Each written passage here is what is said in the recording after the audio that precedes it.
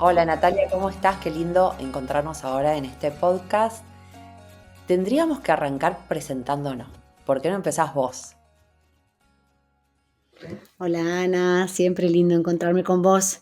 Bueno, me voy a presentar yo, para quien no me conozca. Yo soy Natalia Gherardi, soy abogada de formación y desde hace muchos años trabajo como directora de una ONG que armamos hace más de 20 años que se llama ELA, Equipo Latinoamericano de Justicia y Género, y vivo cerca de Buenos Aires.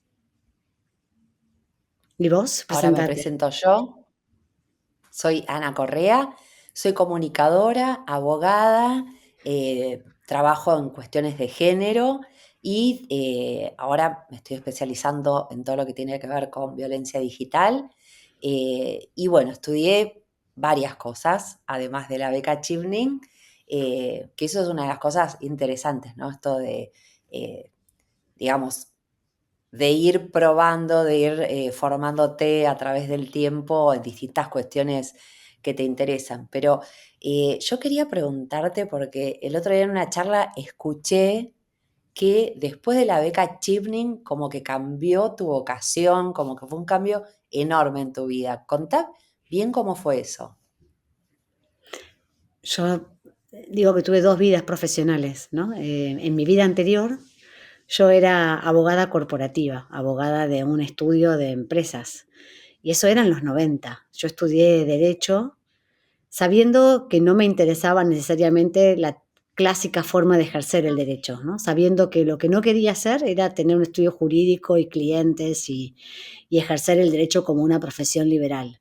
No sabía muy bien qué es lo que sí quería hacer, pero sí sabía que tenía una vocación más de investigación, más sociológica, más de tratar de ser útil y ayudar en algunas de las causas que me conmovían ya desde ese momento.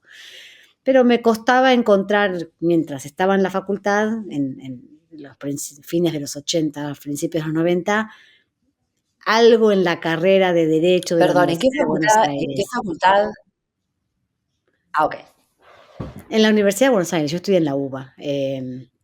Yo soy de Lomas de Zamora, pero hice toda la carrera en la Universidad de Buenos Aires. Y era una formación muy clásica, la de la época, digamos. Las materias más interesantes para mí eran algunas de las teóricas o derechos humanos o constitucional, pero era difícil saber cómo conducir eso en una vocación, en una ocupación, digamos, distinta, qué sé yo. Y bueno, entonces que trabajé en un estudio jurídico corporativo y ahí fue cuando supe de la beca Chevening y de la posibilidad de aplicar para estudiar en Gran Bretaña. Y eso fue lo que hice. Y cuando gané la beca y apliqué a London School of Economics, al LSE, para un máster, una maestría en Derecho, en realidad de ahí se me abrió un mundo, ¿no? Porque vi que justamente en LSE tenían muchísima oferta en políticas públicas y políticas sociales y estudios de género, y eso era, me parecía súper interesante, incluso estudios vinculados con la gestión y la organización de la sociedad civil.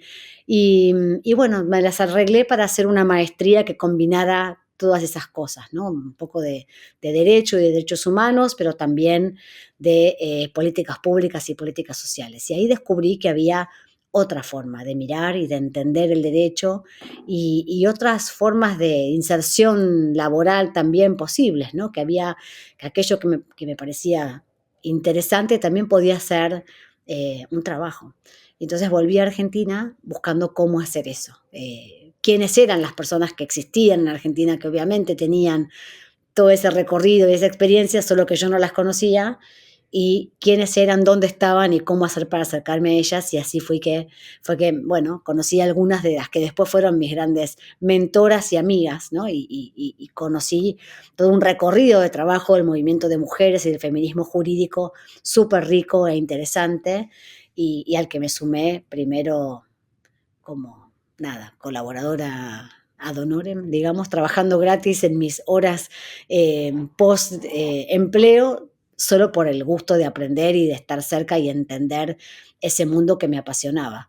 Hasta que después pude, con algunas de esas personas armamos ELA, esta ONG, y unos años después decidí dejar la profesión como la venía ejerciendo y dedicarme de lleno a este mundo del feminismo jurídico, de las políticas públicas y el acceso a la justicia.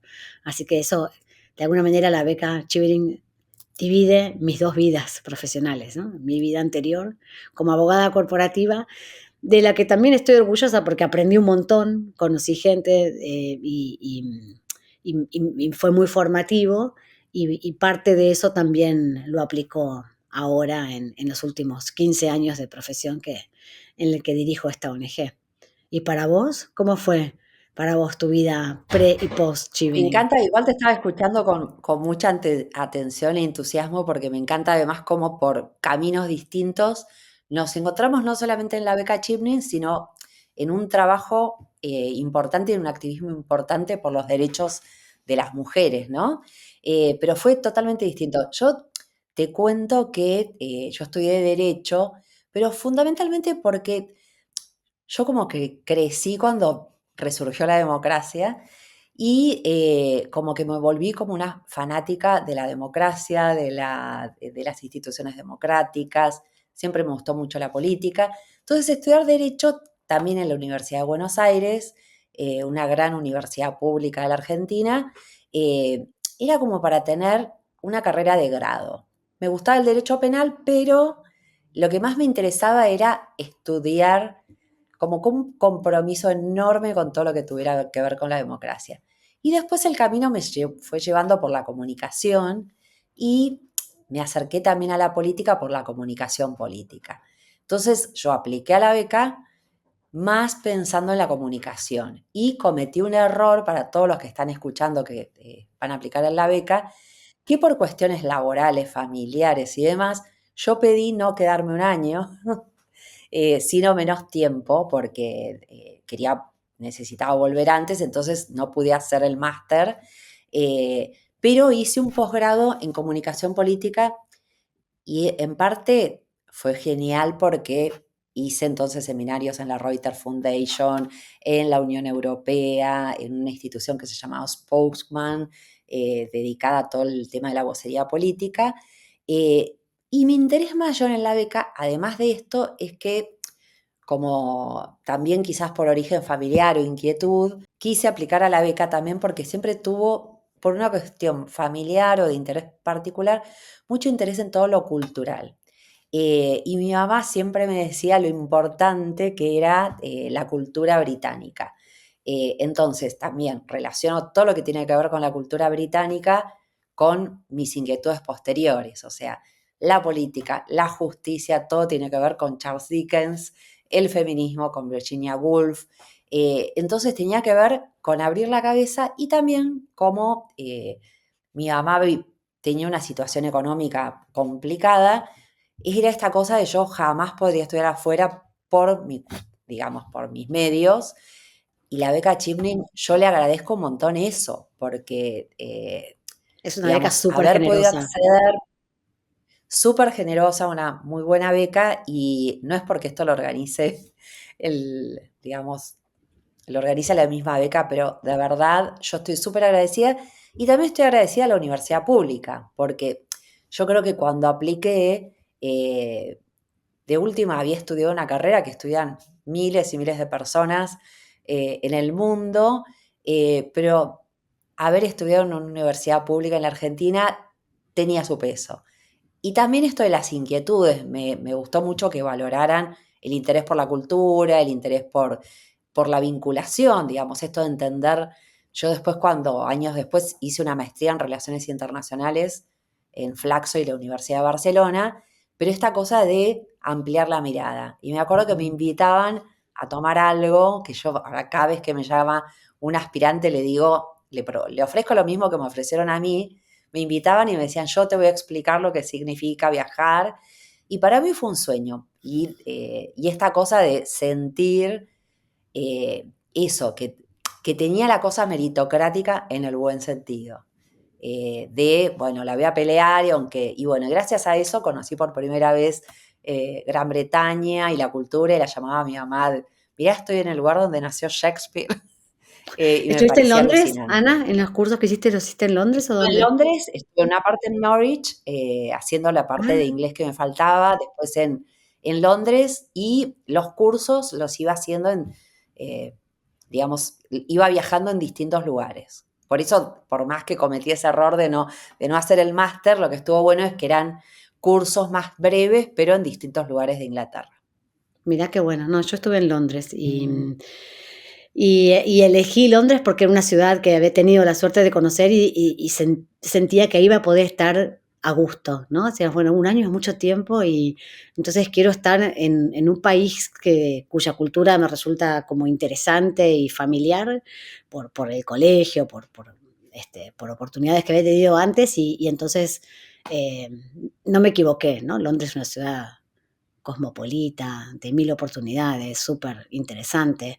Un poco intimidante, ¿no? No sé si te pasó a vos, pero llegar a Londres sin saber dónde vas a vivir y, bueno, aplicar a los dorms siempre es difícil y buscar un cuarto de alquiler fuera de la universidad era ya en ese momento todo un desafío y bastante costoso, así que las redes siempre de amigas, de gente conocida, de no solamente argentinos, sino de América Latina fueron súper importantes. No sé cómo te fue a vos con eso, pero eso es algo para siempre pensar lo más anticipadamente Mira, para mí posible. fue genial que había un amigo que estaba estudiando allá, en Canterbury, Sebastián Guerrini, que es un gran diseñador, pero que se especializa también, ¿viste? Antropológicamente en el diseño, y que me esperó en Londres y me explicó cómo era viajar en subte, Ah, cómo bueno, un era, placer. qué me convenía.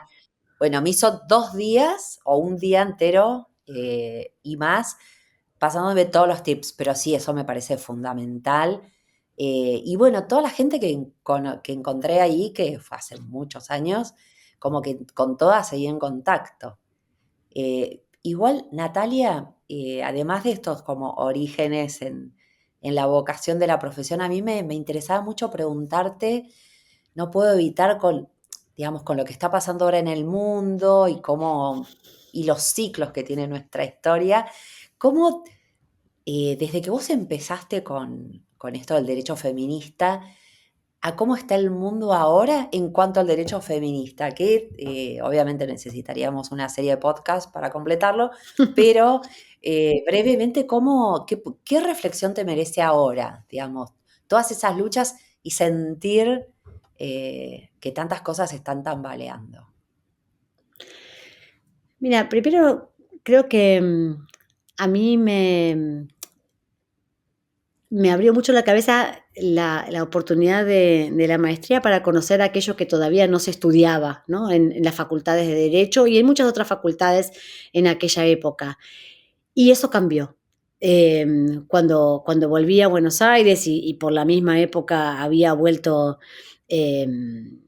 otras colegas de otras universidades, se empezaron a armar los primeros cursos de género y derecho en las facultades y eran muy, nada, apenas incipientes, ¿no? Paola Vergallo armó el primer curso de género y derecho constitucional en la facultad, que después yo seguí, y, y era la única oportunidad de estudiar algo vinculado con el género dentro de la carrera de grado de derecho. Eso cambió definitivamente. Hoy tenés una oferta de cursos que nada, me anotaría ya mismo yo a empezar de vuelta la carrera solo por el placer de escuchar a tanta gente interesante y leer cosas tan valiosas en la facultad. Entonces creo que eso fue formando una generación distinta, varias generaciones ya de egresadas y de egresados que han tenido otras oportunidades de formarse, de preguntarse cosas, de cuestionar, de ser artífices de desarrollos súper interesantes en el activismo, en la academia, en, en- en la definición y la ejecución de políticas públicas. Entonces, yo creo que si bien mirado desde hoy podemos tenemos buenos motivos para leer las señales de preocupación en Argentina, en la región, en el mundo, tampoco estamos igual que hace 20 años, ¿no? Hubo un montón de cosas que se venían trabajando desde los movimientos, desde las que me enseñaron a mí y de quienes aprendí y con quienes me formé, venían trabajando eso hace décadas. pero en los últimos 20 años se consolidó bastante, ¿no? Un marco jurídico, ciertos consensos internacionales, ciertas políticas públicas que te dan como una plataforma y un estándar del que hoy, digamos, que hoy hay que proteger y del que podemos decir, bueno, de acá no se puede retroceder, porque eso es otra cosa que nos da el derecho internacional de los derechos humanos, algunos estándares básicos que podés decir, bueno, desde acá no se retrocede, este es el piso, se constituyó como el nuevo piso, ¿no? Con el principio de no retroactividad, para ponerlo técnicamente, digamos, pero, y eso es importante, porque eso te da como una plataforma desde donde organizar la resistencia, si querés. Entonces, sí, claro, hay un montón de razones de preocupación y certezas de cosas que claramente han cambiado, están cambiando y seguirán cambiando, pero también hay bastantes herramientas para promover acciones de exigibilidad y ahí, bueno, nada, hablarnos vos un poco, ¿no? De la acción colectiva, de cómo se organiza un grupo colectivamente para eh, de pronto poner sobre la mesa aquello que sabíamos y que trabajábamos más en las sombras, más desde los márgenes, y de pronto con un movimiento como Ni Una Menos, se pone en el centro de la escena y logra una transformación impresionante, fundamental, que cambió mucho este, del escenario político y de la discusión pública, que ahora está en cuestionamiento, pero háblanos vos de eso. Yo creo que de ahí no se, es difícil desandar todo ese camino. ¿Vos qué Bueno, te pensás? escuchaba y nada, me encantó todo, también todo el camino, contar que no siempre todo fue así, que costó mucho meter el primer curso de género, y, y me acordaba también de mi propio camino, con esto que te decía que a mí me gustaba mucho la participación política, todo lo que tuviera que ver, y en la Argentina se fue dando un poco de crisis de pertenencia a los partidos políticos.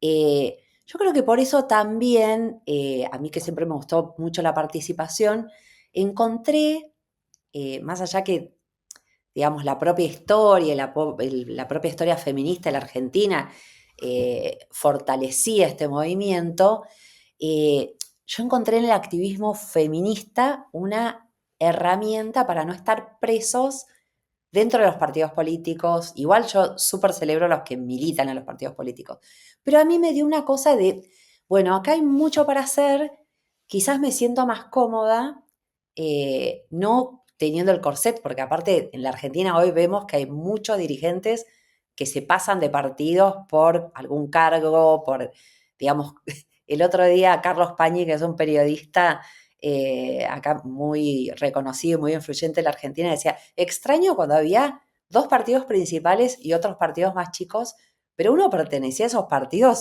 siempre, y no te digo, ¿qué une al que va cambiando de partido a cada rato? Y a veces es por coherencia, porque el partido va dejando de ser lo que era antes. Entonces, bueno, creo que lo que pasó con Ni Una Menos es que nos encontró a las mujeres diciendo, bueno, a ver, si no se ponen de acuerdo otros, pongamos en agenda nosotras lo que nos parece importante. Y yo en la presentación olvidé decir eso, que estuve en el grupo de comunicadoras y periodistas que organizó la primera marcha de Ni Una Menos en el 2015. Eh, entonces, digamos, lo que veo es eso, eh, que fue muy importante como confluyente para mucho de lo que se venía trabajando, movió muchas estructuras y lo que pasa en muchos países, después como vino la reacción. Es muy notorio que varias de las mujeres que estuvieron en ese primer Ni Una Menos, luego se tuvieron que ir de las redes sociales, se tienen que cuidar mucho por la violencia digital que hubo. Por esto también, digo, la violencia digital tiene que ver con la calidad democrática y tiene que ver con el feminismo. Eh, Porque así como soñamos con que las redes sociales, si nos ponemos a pensar muchos de los movimientos importantes que hubo entre el 2011 y, no sé, 2018, te diría, se generaron con hashtag, acompañaron de alguna manera hashtags en las redes. Eso hoy cambió, o sea, no solamente cambiaron las políticas de Twitter X, hoy nos está pasando que Instagram te limita el contenido político y el contenido activista. En Twitter, las mujeres les resulta muy difícil estar por las amenazas que hay a su integridad física, sexual, a todo tipo de cuestión.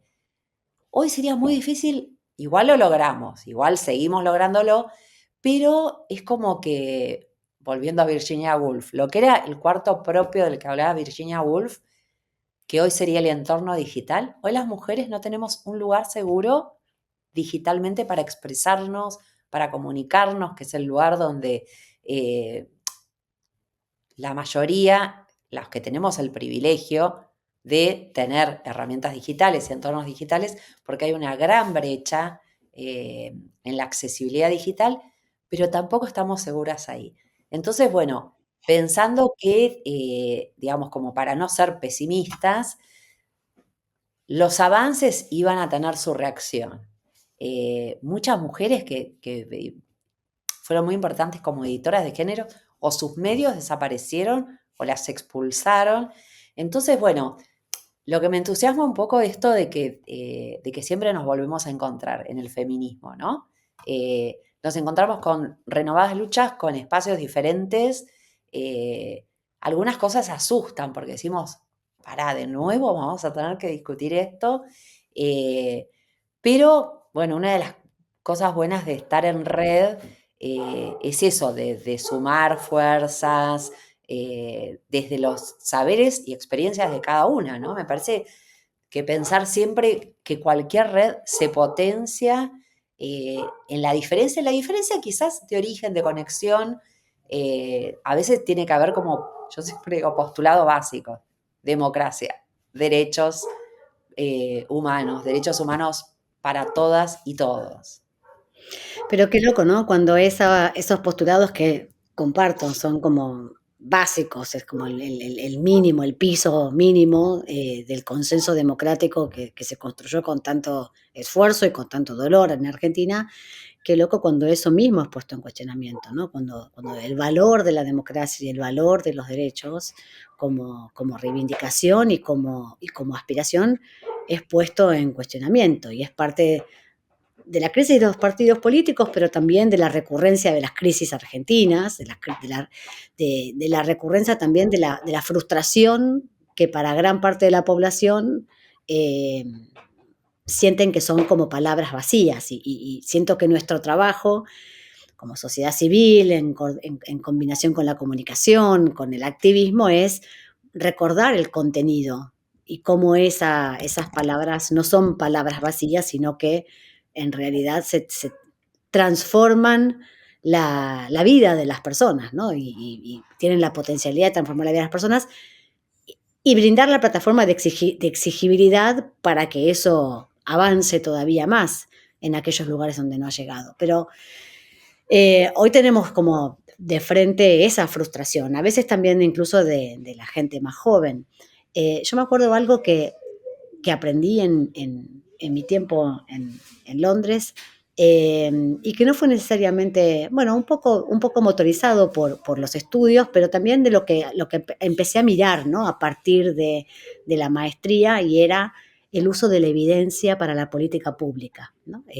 Cómo hace falta datos, información, evidencia dura, dato duro, para hacer una mejor política pública. Y ahí me acuerdo que conocí en ese momento un informe que se hacía todos los años y que creo que se hace ocasionalmente todavía, que se llamaba Sex and Power, Who Runs Britain, ¿no? ¿Quién manda en Gran Bretaña? Y lo hicimos, lo adaptamos a Argentina en el 2010 y después en el 2020 con ese informe de Sexo y Poder, ¿quién manda en Argentina? Y que servía para mostrar eh, con datos duros, con información, bueno, qué tan pocas mujeres había en los lugares máximos de poder, ¿no? Y esa que parece una agenda o un tema menor, finalmente hace digamos, menor en términos de, bueno, es para las élites, ¿no? El llegar a los puestos de poder o al puesto de máxima decisión, finalmente es para las élites y siempre hay una mujer, 2, 3, 5, 10, pero los datos muestran que no son más, son menos del 20% en todas las esferas de la vida social, política y económica de Argentina. Pero, ¿quiénes participan? ¿De qué manera? Enfrentando qué riesgos, qué formas de hostigamiento en diferentes ámbitos, incluso en las redes sociales y en el ambiente digital, como vos contabas, eso hace a la calidad de la democracia. Entonces, no se puede pensar en la democracia sin las mujeres, o las mujeres sin participar activamente de la vida democrática. Y eso es parte de lo que se construyó, creo, a lo largo de todos estos años, y que las experiencias de dialogar con otros países, de construir redes regionales, globales, pero también redes internas, ¿no? Redes dentro de Argentina y redes feministas y en diálogo con otros movimientos también de la sociedad civil, de la comunicación, del periodismo y demás. Bueno, las redes finalmente son los que contienen como la malla de contención, ¿no? Frente a ataques que ponen en riesgo los derechos y la democracia. ¿Cómo lo ves? Eso, ¿Qué ¿sabes qué cuál te iba a pensás que es la preguntar? agenda de Si, ahora? porque también nos encontramos, además de todo el activismo con Natalia, no solamente en las marchas, asambleas, Zooms, reuniones de trabajo, en todas partes, sino que también nos encontramos en algunas redes internacionales. Lo que te quería preguntar era si que se ve que vos volcás mucha energía y mucho trabajo en sostener también las redes internacionales. ¿Esta visión que vos tenés tuvo algo que ver con que hayas estudiado afuera? Bueno, yo creo que te ayuda a conectarte con el mundo, ¿no? Y a generar confianzas y ver que también uno aprende de las experiencias de otros países. Em, Creo que haber estudiado afuera me dio una plataforma,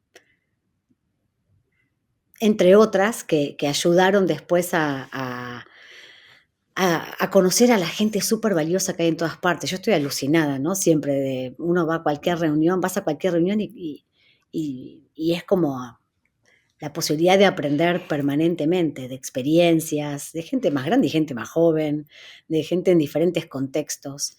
Em, Creo que eso te da una sociedad multicultural como la que se genera en esos espacios de, de universitarios en lugares tan ricos y multiculturales como, bueno, en el caso que yo estuve en el ESI, seguro que hay muchos otros que también. Y por ahí tenemos menos posibilidades de esa experiencia solo en Argentina, ¿no? Y no es una sociedad tan multicultural la nuestra. Entonces, para mí eso fue súper enriquecedor. Sí, para mi recuerdo es que también, porque, digamos, eso que yo también fomentó las redes internacionales, pero siempre nos quedamos con Latinoamérica, Caribe, Estados Unidos, algunos países de Europa. Yo siempre sueño con que la red se extienda, por ejemplo, con personas de Asia y de África. Yo personalmente no tuve otras oportunidades de tener intercambios tan cercanos y conversaciones tan profundas en el sentido de entender eh, cómo eras, el lugar donde vivían, todo lo que estas personas pasaban en un mano a mano, yo no volví a tener la oportunidad. Sí, digamos, hemos ido a lugares, nombro los que sé que fuimos nosotras las dos, bueno, en Alemania, en España, en Estados Unidos, bueno, por supuesto en los países del Mercosur y demás, pero yo siempre sueño porque a veces nuestra agenda, digo, qué lindo sería compartirla más con otras mujeres y ojalá, se lo dejo a la agenda Chevening Chivning, puede organizar se un reencuentro de puede mujeres. organizar en serio, o sea, ¿Sabés que porque me sí? parece que es un momento, si no lo hacemos, se complica mucho y es la única red, digamos, activa, digamos, que está funcionando, porque también es muy difícil tener el tiempo, los recursos para tener las redes en los lugares. Quiero aclarar que igual Natalia y yo hablamos de estas cosas, pero después nos van a ver en los barrios, nos van a ver en todas partes trabajando, pero bueno, este era el espacio como para destacar una experiencia que además, vuelvo a decir, Yo llegué viniendo de la universidad pública, de la escuela pública, hija de una familia numerosa, madre separada, que nos costó un montón, pero lo pude hacer igual. Pero bueno, nada, cuando está ese camino, yo creo que en las mujeres de todo el mundo siempre vamos a encontrar, como vos decías, siempre algo en común y algo para aprender de la otra. Totalmente, una experiencia absolutamente recomendable. Así que espero que se entusiasmen, a quien llegue este podcast, se entusiasmen en aplicar y en buscar la forma. Hay muchas oportunidades allí en el mundo, súper interesantes, y de verdad que vale la pena. Bueno, Natalia, muy lindo siempre conversar con vos y bueno, nos reencontraremos seguramente mañana y la semana que viene en distintos lugares, en la movilización para defender las políticas de género de la Argentina, para discutir los proyectos de ley que se vienen y en todo lo que haga falta. Y también en la red Chimney. Siempre, siempre juntas en estos espacios y por suerte con muchas más. Siempre lindo charlar con vos. Un beso grande. Un beso y gracias a todos los que estuvieron escuchando el podcast.